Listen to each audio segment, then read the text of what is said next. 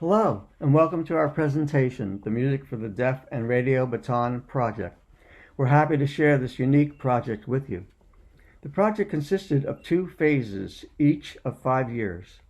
Phase 1 of the research period encompassed the 5 years from 2008 through 2012 and culminated in our 2014 paper to the proceedings of the 20th ISME Commission on Music and Special Education and Music Therapy in Brazil. The purpose of this presentation is to disseminate our findings from the second phase, which was from 2015 through 2019. My name is Bob Rocco. Sometimes it is hard to put a name with a face, so I'm happy that I had this photo of all 3 of us together. Here we are with our contact information. And now I'd like to introduce my colleague, Maureen Butler. Hi, yes, I've been excited to be involved in this project and to work with Bob Rocco and our colleague, Dr. Lynn Schreier-Joyner, on this project. I'm a retired music teacher. At the time of the project, I was working at Lake Drive School for Deaf and Hard of Hearing children in northern New Jersey. Dr. Schreier was the one who suggested the initial collaboration and was the one who presented our Phase 1 research in Brazil in 2014. She's been a continual source of support, guidance, and inspiration through the entire life of the project and deserves our special acknowledgement, as none of this would have happened without her. Max Matthews created the radio baton, and here we see it in this slide. You can see the computer and the antenna board resting on a table and holding the baton. You cannot see the keyboard in the picture, which is the source of the actual sound. We'll be seeing a little later how the children will be using this technology in order to learn about music. The students who were involved in this project with us all were students at the Lake Drive program in Mountain Lakes, New Jersey. Lake Drive is a school for deaf and hard of hearing students from ages pre-K through high school. And for our purposes for this project, we chose groups of middle school age students, all with some degree of hearing loss, and we worked with them over a 5-year period. Some of the same groups, some were in different classes, but all of them had some measure of hearing loss. Some wore hearing aids, some were surgically fitted with cochlear implants, and a few were profoundly deaf with little to no access to sound. So the purpose of the project was to use different media as an opportunity for students with a hearing loss to explore and manipulate elements of music. And the challenge with teaching deaf children is how to make the world of sound understandable and how to give them more access to the world of sound in a way that would be meaningful to them and that they could relate to. So we use the visual, technological, and kinesthetic experiences for them to help them better understand it. And our technology that we used included the radio baton, the electric keyboard, some anime music videos that you'll see later, and a specially designed video called Dino Jungle Stomp. And then we expanded into kinesthetic experiences, which, are really more about using your body in learning. And they included hand clapping, patching, and playing rhythm instruments. Many times this population is overlooked too, Maureen, when it comes to music. So it was wonderful to provide the students with hands-on musical learning experiences and to see their enjoyment and understanding through their participation. I agree, you're right. When we worked with the children and we were planning our lessons, we decided that our goals would be to help our students learn to maintain a steady beat. That was number 1. And number 2 was to enhance their perception of the different elements of music: dynamics, timbre, pitch differentiation, melodic direction, and tempo. The radio baton has 2 modes of operation. conducting mode, and improvisation mode. In conducting mode, a musical score in computer storage can be played via the radio baton, similarly to how a conductor leads an orchestra. Software senses where the batons are over the antenna board to control both tempo and dynamics in real time and in three-dimensional space above the antenna board. In improvisation mode, there is no score. The simple act of just moving the batons over the antenna board results in an immediate sound where the batons are in that three-dimensional space. Each baton is programmable and transmits at a different frequency, enabling each to control different musical elements simultaneously, including pitch, tempo, dynamics, and timbre. And so one might hold one baton and that will control pitch, another one might hold the second baton would control tempo, and the children would simply move the batons over and do simple things like trace the letters of their name to see what their name sounds like. They really enjoyed that. And they really enjoyed that, yeah. This is a photo of a student improvising with the radio baton, as Bob just explained, and you can see the joy that she's getting from it. This is a student who did not have much access to sound, and yet she was really engaged in this, and you could see that she was being touched in some way. She had kind of a fluid movement about her, and with her left hand up there, you can see the baton is raised high, so the pitch is at a higher level. And with her right hand, she's controlling the tempo, yes.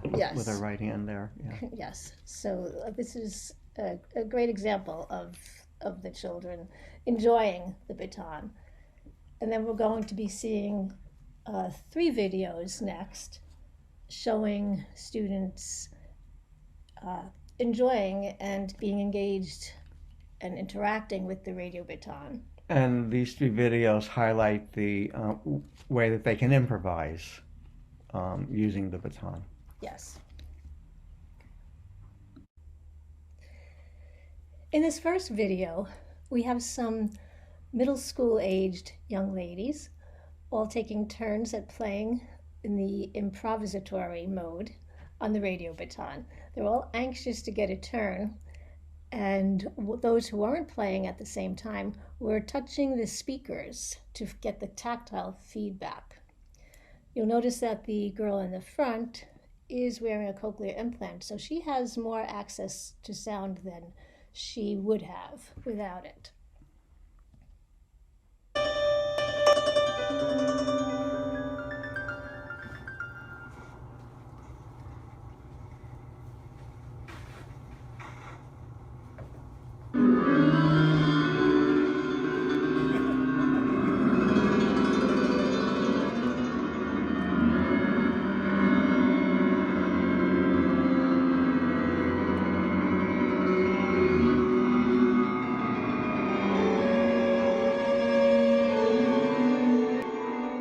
Next video, the girls are improvising again, and if you'll notice that their reaction to the sound, the girl in the front again, she signs to her classmates, "This sounds like a bell," or "This sounds like bells."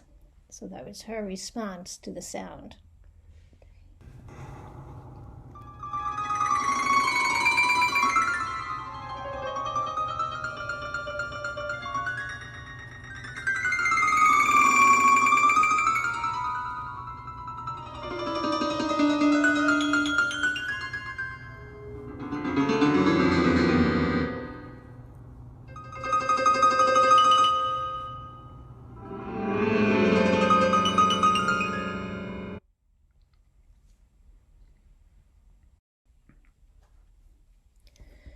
After having the children experiment with the sounds and how to improvise with the radio baton, we moved on to the concept of a steady beat.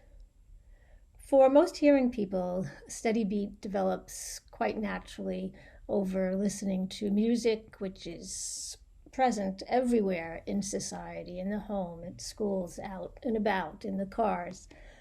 Today there's so much access to music. For a child who's deaf, That is not available to him.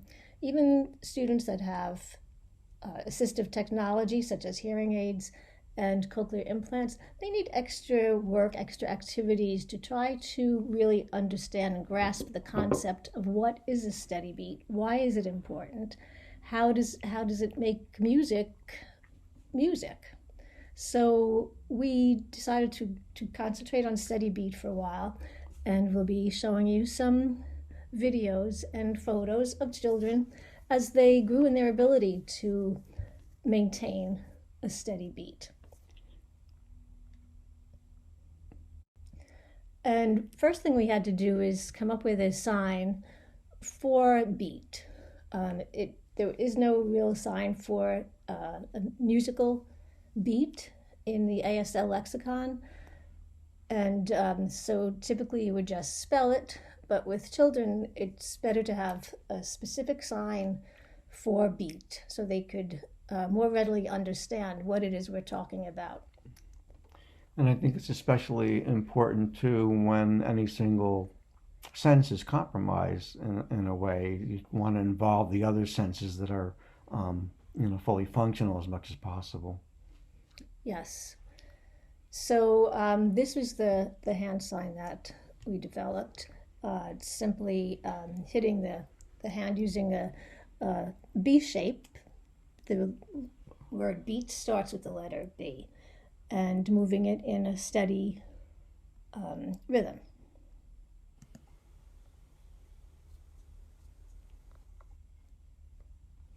And that turned out to be quite successful and gave their children... And the children mimicked it sometimes too. They learned it before I did. Yes.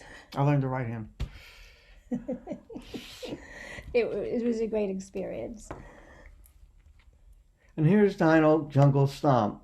There were 2 videos produced of Dino Jungle Stomp, and they're available. A short demo version for the hearing population, which is this one that you're going to see in the slide, as well as the long version that had no audio so that the children could play the musical part themselves.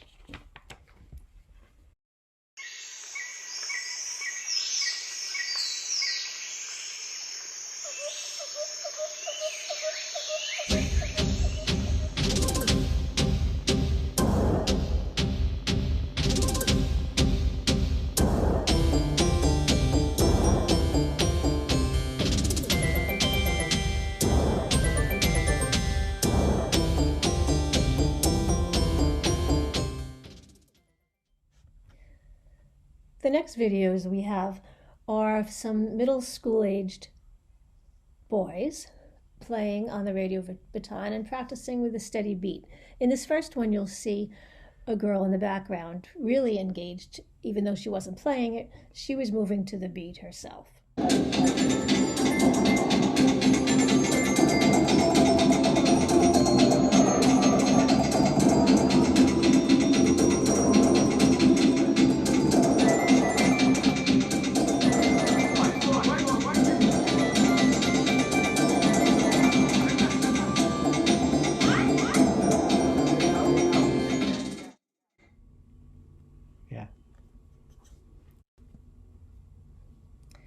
In this next video, this young man had come as a kind of a timid new student, but we found each week as he worked with the radio baton and the keyboard. He also had very good taste in clothes, I noticed.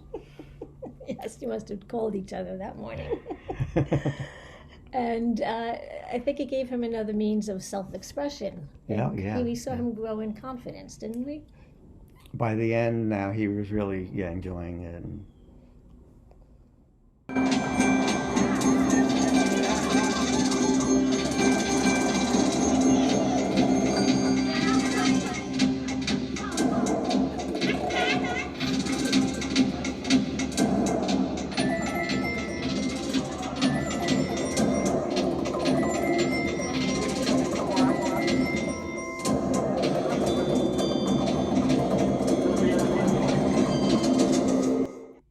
Video is a boy who is taking guitar lessons, so he's quite serious about music, and he was working really hard at copying the beat by watching the dinosaurs.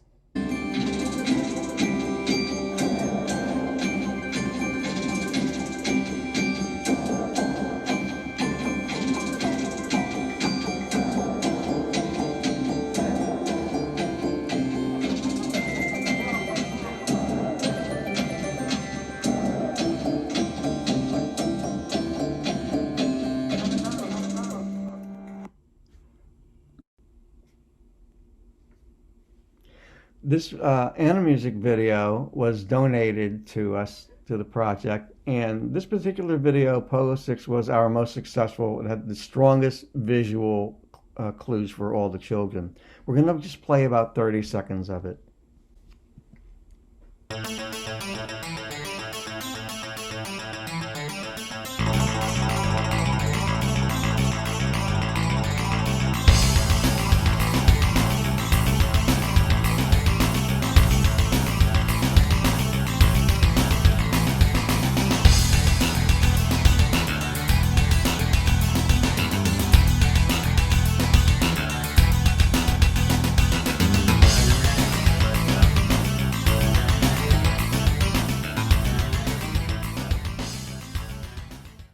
After the students were familiar with playing the radio baton both in an improvisational way as well as practice maintaining a steady beat, we explored the conductor's mode of the baton using the great Beethoven's Fifth Symphony first movement. And many of the students were able to appreciate the different timbres and the sounds of an orchestra. Right, and then we talked about how Beethoven was deaf and how it impacted his life. And through this activity, they were introduced to the subject of music composition and led to another lesson about composition. And so we decided to have the children create their own composition very simply using a timeline and choosing the elements that we had studied to vary them, whether they went from fast to slow, loud to soft, or high to low. Yes, and they could even do different combinations. So a simple line, let's say a 60-minute composition, you just draw a line, put the word start and the word end, and time slice the line in 15 seconds or 10-second segments, and then you would say, all right, this is fast, this is slow, this is the combinations.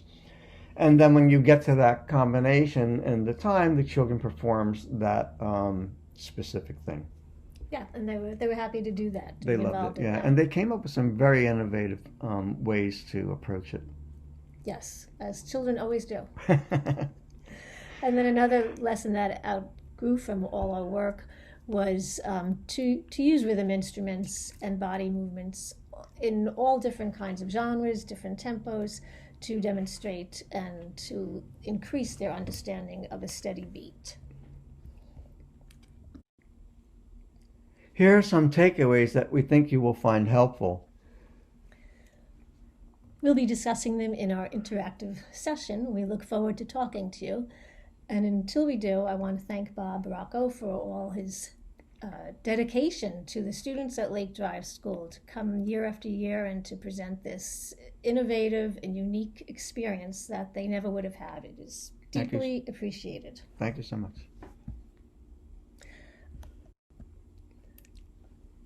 If you're interested in more on this subject, here are the resources that are available.